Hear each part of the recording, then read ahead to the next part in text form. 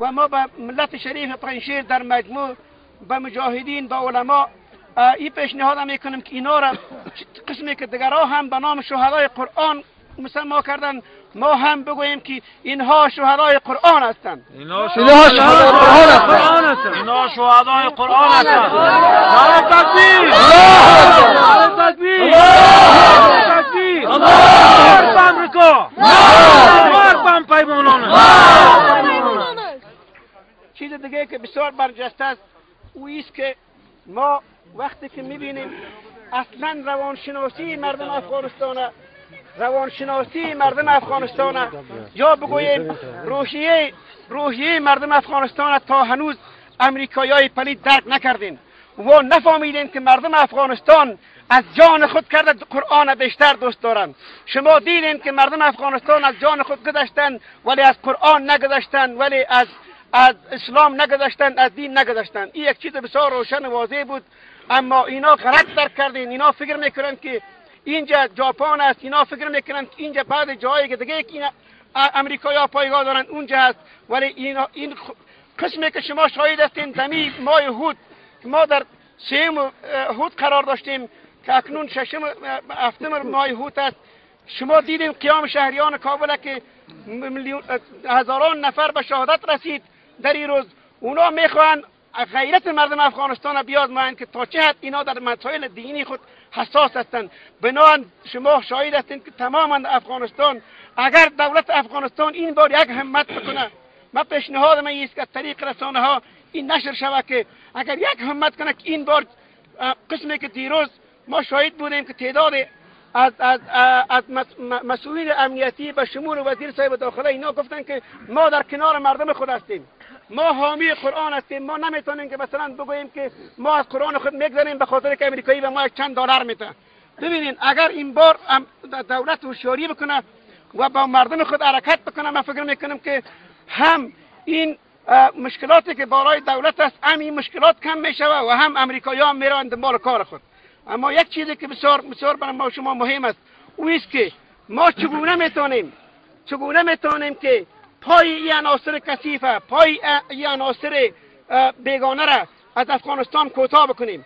فقط مثل که پدرای شما با نعره‌های بلند الله اکبر در قیام سیم هود، در قیام مثلا در ریسوف، در قیام مردم پنجشیر، نورستان، کجا برخواستن، آن هم وقت دیگه است که مردم با همین شعارهای کوبنده الله اکبر به فرق امریکا بکوبند و بگویند که هرچه عاجلتر وطن ما را ترک کنند. اما با تأسف شاهد هستیم کسانی که دیروز از آدرس جهاد نمایندگی میکردند و از برکات و ثمرات جهاد به کجا رسیدن، امروز نمک نشناس هستند، امروز به جهاد جفا کردند، امروز رفتن در پای امریکا و غرب سقوط کردند. ولی یک چیزی که ما از شما مردم تقاضا داریم که دین در آینه کسی نبینین.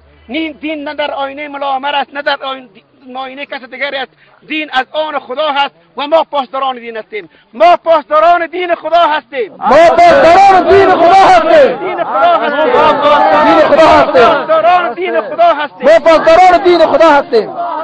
و چیز دیگری که بسیار مهم است که ما میخواهیم، چون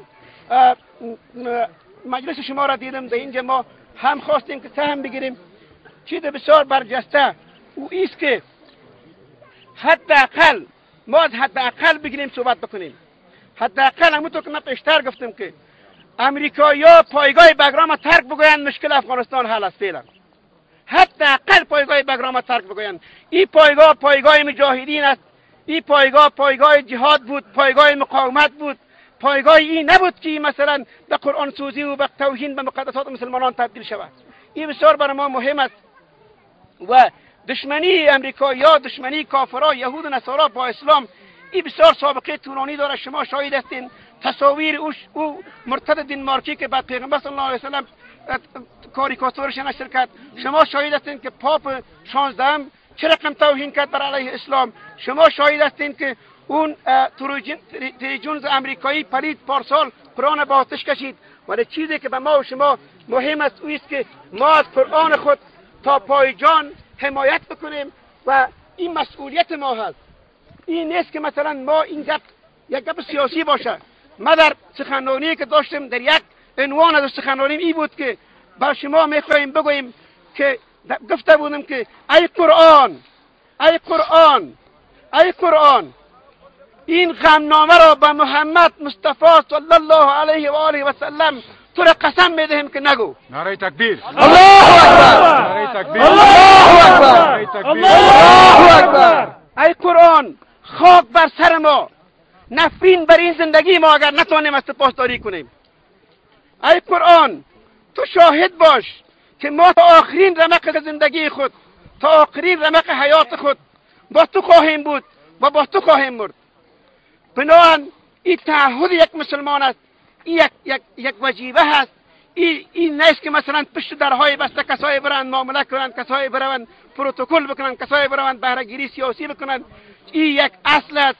ما باید از این اصل خود، از این اصول خود باید هیچ زمان منحرف نشویم و این قرآن پاسداری بکنیم. و در مجموع چیزی که ما میخوایم به عنوان پیشنهاد آخری برای ملت افغانستان بگوییم که ملت افغانستان عزیزترین گوهر خدا، ارجمندترین چیز دوستانه خدا امروز در خاکشان، در پیش چشمشان امریکایی‌های پلید به عزیزترین گوهرشان توهین کردین. امروز مردم افغانستان فقط به دو چیز راضی هستند: یا ای کافرای بدبخت امریکایی و اروپایی و دیگر کافرایی که آمدین وطن ما را ترک بگویند. ما نمیخوایم امریکا را، مرگ به امریکا، مرگ به انگلیس، مرگ به پیمانان.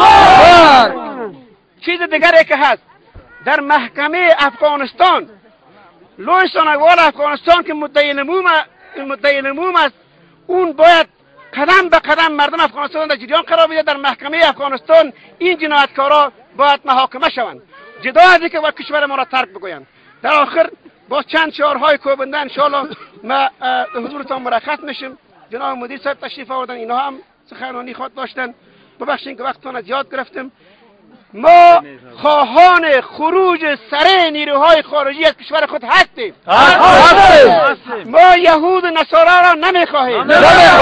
ما حامی قرآن هستیم. ما از قرآن خود دفاع میکنیم. السلام علیکم.